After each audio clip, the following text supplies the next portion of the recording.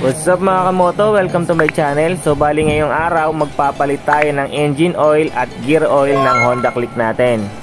So bali ito nga pala yung gagamitin nating engine oil, no? RS8 fully synthetic. So tinuklap ko lang mga kamoto para malaman natin kung gaano karami yung laman. Bali 800 ml yan mga kamoto. So bali ito naman yung sa gear oil, fully synthetic din siya mga kamoto, RS8 din. So wala nang intro mga kamoto, simulan na natin. So first step mga kamoto, kuha kayong pansalo kasi pasok nyo yung isang paa ng center stand natin. Diyan kasi tayo mag-drain ng oil galing engine. So ito nga pala yung tornilyo na kailangan nating tanggalin. So dito gagamit tayo ng 14mm na socket wrench sa pagtanggal. So yan, tanggalin na natin, no? Sa pagtanggal mga kamoto, clockwise papunta sa kaliwa nyo. Once na lumuwag na yan, pwede nyo nang tanggalin yan ng kamay nyo. Ikut-ikutin nyo na lang. So fast forward na natin dito mga kamoto para hindi na humaba yung video natin. Best time nga pala mag change oil mga kamoto umaga, yung hindi nyo pa nagagamit yung motor nyo, yung malamig pa yung makina. Kasi for sure yung mga langis sa engine nyo nagsibabaan na. So mas magiging maganda yung pag drain natin kasi halos lahat ng langis masasama. So bali yan mga kamoto, pagka halos gapatak na lang yung lumalabas na oil sa engine nyo, itry nyo itagilid, tapos alug-alugin nyo para masimot natin yung laman ng engine nyo. Pag okay na mga kamoto, punta naman tayo sa kabilang side. So bali dito mga kamoto, tatanggalin natin yung oil filter. So sasabay na rin natin para malinisan na rin. Sa pagtanggal ng tornilyo mga kamoto, gamit lang kayo ng 17mm na socket wrench. Karamihan sa mga nagche-change oil mga kamoto, hindi na pinapakailaman yan. Pero para sa akin, mas better na isabay na rin natin kada change oil para lagi natin nalilinisan yung oil filter. So yan mga kamoto, once na lumuwag na, ikutin nyo na lang ng kamay nyo. So ayan, natanggal na natin, no? Yan, ganyan yung itsura ng oil filter ng Honda Click natin. Yan, may spring siya mga kamoto. So kung makikita nyo dito mga kamoto, makikita nyo parang may debris siya na nasasala. So much better na pagka nag-change oil tayo, sasabay na rin natin siya para nalilinisan. So sa paglinis mga kamoto, punasan lang natin siya ng malinis na tela. So kung meron kayong carburetor cleaner, much better. Pero madali lang naman linisan yan mga kamoto, napakaliit lang naman yan. Punas-punas lang, sapat na yan, okay na yan. Yan, punasan nyo lang pati mismong loob ng oil filter, yan, para malinisan ng maayos. Linisan nyo na rin yung spring pati yung mismong takip nya. After that mga kamoto, kakabit na natin yan. So bali yan mga kamoto, malinis na siya. So pagkakabit nyo, dapat ganyan ang ayos nya.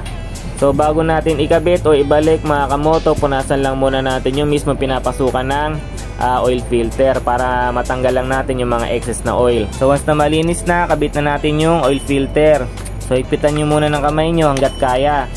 Yan, pag di na kaya, gamit na kayo ng socket wrench na 17mm. Saktong higpit lang, wag sobra. Okay na yan. So balik-balik na tayo dito sa mismong drainage ng engine oil. Yan, kabit na natin yung tornilyo, counterclockwise ang pagkabit. Fast forward na uli natin para hindi na humaba yung video. Sa pagigpit ng tornilyo mga kamoto, sakto lang, wag sobra para madali siyang tanggalin sa susunod yung change oil. So bali dito na tayo sa dipstick kung saan natin isasalin yung bago nating engine oil. So para matanggal natin yan mga kamoto, gamit tayo ng pliers. Siyempre lagyan natin ng tela para iwas damage sa dipstick natin. Pihitin nyo lang counterclockwise. Yan. Fast forward ulit tayo mga kamoto para hindi kayo mainip. So yan, once na natanggal nyo na yung dipstick, lilinisan natin yan. So after nyo linisan yung dipstick, syempre lilinisan nyo rin yung mismo pinapasukan ng dipstick, yung mga excess oil. So yan, proceed naman tayo ngayon sa pagsali ng engine oil. So dapat meron din kayong nakahandang embudo. So yan, isasali na natin yung RS8 engine oil. Ultra fully synthetic to mga kamoto. So bali, ito ata yung pinaka premium na scooter engine oil ng RS8. Bali 800ml to, isasali natin to lahat sa Honda Click natin. Merong 1 liter nito pero 800ml lang talaga binili ko para wala nang tansya-tansyahan. Yung pinakasakto kasi na dami ng oil sa engine natin is 800ml. So saktong sakto lang to. Sa pagsalin ng oil mga kamoto, dahan-dahan lang. Huwag nyong bibiglain kasi maaaring bumulubak yan, matatapon lang, masasayang lang. So yan, ibubuhos natin lahat yan, ubusin natin yan. Fast forward ulit tayo mga kamoto, ubusin lang natin yung laman nito. Once na nasimot nyo na, balik na natin yung dipstick. Higpitan na natin siya gamit lais. Syempre, lagyan natin uli ng tela para iwas damage sa dipstick. Saktong higpit lang din mga kamoto, wag sobra. So yan, okay na yan. So bali tapos na tayo mag-change oil. Proceed naman tayo ngayon sa gear oil.